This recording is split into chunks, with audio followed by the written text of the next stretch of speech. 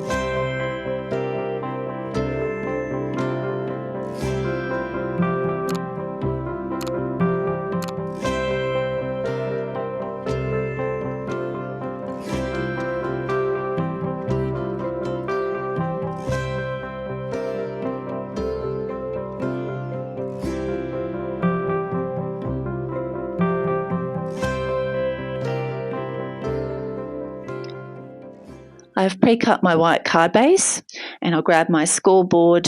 The card base measures 15.5 centimetres by 25 centimetres, and I'm just going to score that at 12.5 centimetres. I'll set that board aside and just grab my Teflon bone folder. I like using the Teflon bone folder because it doesn't leave any marks on my cardstock. So I'll just line that up and give that a good burnish. Now with the Vino backing paper, I'm going to be using my double stitch border die, and the bigger panel, which is the Vino panel, will be measuring 12 centimetres by 15 centimetres, and I'm going to cut one of those out on my die cutting machine. So I'll go and do that. I have pre-cut the front white panel using my stitch rectangle dies, and the white panel measures 9.5 centimetres by 12.5 centimetres. I thought that was going to be a good size to still allow the Vino paper to be seen underneath the white panel once it's attached to the front of my card. I've grabbed my Misty and two of the stamps from the Distress Pattern stamp set, and I'll be using Distress Oxide Ink Dusty Concord to stamp a few splatters on the front of the white panel. I'm just placing my splatters in a few strategic spots so that you'll be able to see them underneath the image and also underneath where the sentiments will sit. I really like the Misty for ensuring that you can stamp in the same spot each time, and I always like to just add my cardstock to the bottom corner of the Misty. In that case, if it does actually move while you're stamping, you know where to place it and you'll be able to re-stamp in exactly the same spot. So I'm just adding plenty of the ink onto the splatters to ensure that I get a nice even pattern. The large one's a little bit light in the middle, so we'll re-stamp that up and get that back down.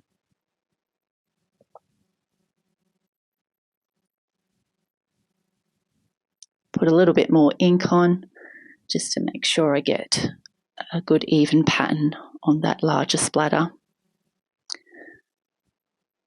So I'll just adjust where my magnet is and just clean off those two stamps. Now I'm just going to use the little one to add another couple of stamps. So we'll get rid of that bigger one and just place that smaller one down the bottom. Attach that to the door of the Misty and see how that kind of moved a little bit there, so I can just place it back in that same spot in the corner. Just stamp that out. And I'll just put another little coat on that one down the bottom. Now I think another one up the very top will look really good. You'll be able to see that just outside where the image is going to sit once I've placed that down. Just clean that off with my chamois. Just make sure that's in the corner again, and we'll stamp that out with the Dusty Concord. And we'll give that another go. So now I will pop that panel to the side and just let that dry.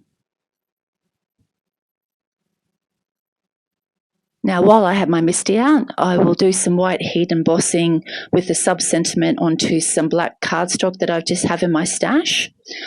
I'll be grabbing out my sentiment from the Lawn Fawn Simply Winter sentiment set and just place that onto my pre-cut black cardstock, just making sure that it's lined up as straight as possible, and just attach that to my door of my Misty.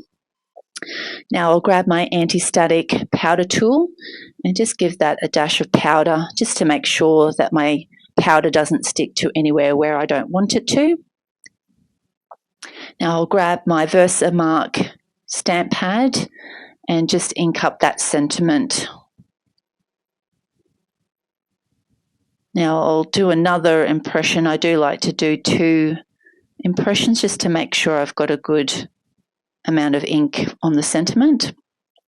I always like to keep a folded piece of white printer paper nearby, and that will catch any excess embossing powder as I put it onto my cardstock. I also like to use a angled headed brush just to knock off any potential particles that might still be on my panel, so that when I heat emboss it, they don't get heat embossed as well. It just keeps it looking a lot cleaner. Now I'll just grab that printer paper and put the excess powder back into the container, and that makes sure that you're not wasting any of your powder, and you can pop that away. Now I've heat embossed my sentiment, so I've grabbed a sentiment strip die. This is a little bit longer than my actual sentiment, so initially I'm going to place it down one end of the sentiment and take that to my die cutting machine to cut that.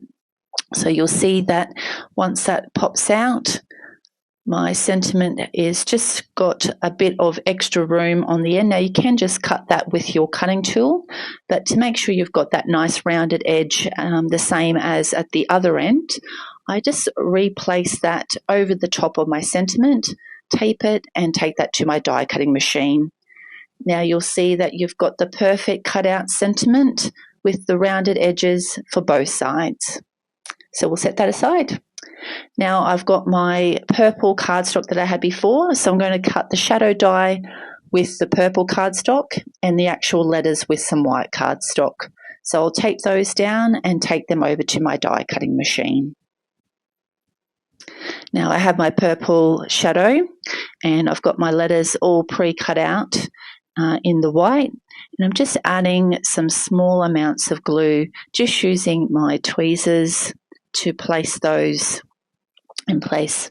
I'm just trying to use a minimal amount of glue on the letters so that when I do stick it down, it doesn't have too much powder. Oops, I've dropped my H, but thankfully I haven't used a lot of ink, so there's no ink that's going to show through there. So we'll pop that onto both the E's. I do find these tweezers work really well for doing intricate cuts like these letters. Just allows you to place it. Sometimes your fingers can get a little bit big for such fiddly little letters, so I do find these tweezers work really well. So we'll finish off with the S, and our cheers sentiment is all done and ready to go on our card, so we'll just set that aside. Now with the wine bottle background panel, I'm actually going to be offsetting this to the right-hand side of my car just to give it a little bit more interest. So I've just set that to kind of place that roughly where I want to, and just grab my glue, and we'll make sure that I've got my card base facing the right way.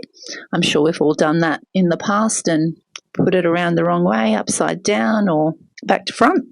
So just add some glue to my card base and just going to line that up so that we've just got a couple of sections of the card just running off that white cardstock. Give that a good press down. Now I'll just wipe off any excess glue off the parts that aren't going to be sticking to the card base, because we don't want any glue getting caught onto your card when I'm trying to stick it down. So you can use your cutter to do this, but I like to use scissors just so that you can make sure you're not cutting into your cardstock. Just lightly press the blades up against your cardstock and just be very careful when you're trimming this off. Just make sure that's lined up, and we'll just cut off this other bit of cardstock. And that's perfect. So it just gives that little bit of offset look, which I really like. Now we'll grab our front panel with the purple splotches, and I just want to line that up, just kind of angled a little bit to the left-hand side.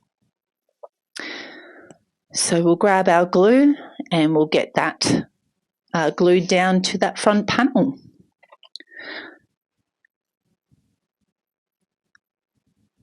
You can use liquid glue or you can use some double-sided tape, whichever you like, but I do find using the glue just gives you that little bit of wiggle room when you're placing it down to make sure you're popping it in the right spot.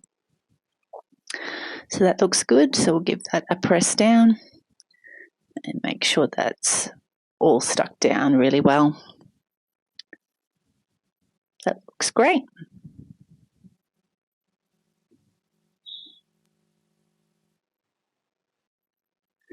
Now, with my cheers and my sub-sentiment, my New Year sentiment, I'm just going to line them up at the bottom of my white panel.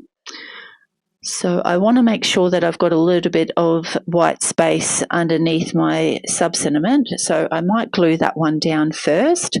So I've just grabbed my Nuvo glue. I'm not going to pop these up with any foam tape. I'm just going to glue them directly to the card. So just lining that up, making sure you've got an even amount of white card space at the bottom of that sentiment before giving that a really good press down, which looks good. Now I'll grab my cheers and we'll pop some glue on that one as well. And again, I want that little bit of space in between that sub-sentiment and the cheers, so make sure that you get that lined up as straight as possible. Oh, I gave that a wiggle, so we'll line that back up. Looks good. So give that a good press. So I'll also stick Barbara straight onto the card. Now I want her foot kind of resting on the end of where that cheer sentiment, because I think that looks really good. So I'll stick her right down, but with this sub-sentiment, I'm just going to pop that up with some foam tape. So make sure that fits and we'll set that aside. Okay, so we'll grab our glue again and just glue Barbara directly onto that front purple splatter panel. Sure you put plenty of glue on those extra ends, and we're just wanting to pop that foot just sitting above where the R and the S of the cheers is, and just make sure that's lined up. That little sign, just kind of push that to the side to make sure that that's straight, and then we'll set that glue aside, and I'll grab my scissors and some foam tape and we'll just pop up that pour until you snore round sentiment. So flip that over and we'll get that release paper off.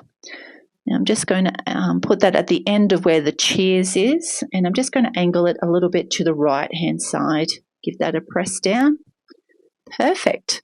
So I found Barbara is such a versatile stamp. Should be perfect for any celebrations like New Year's or Christmas parties, or for that friend that I'm sure we all have that likes to party and have a few drinks.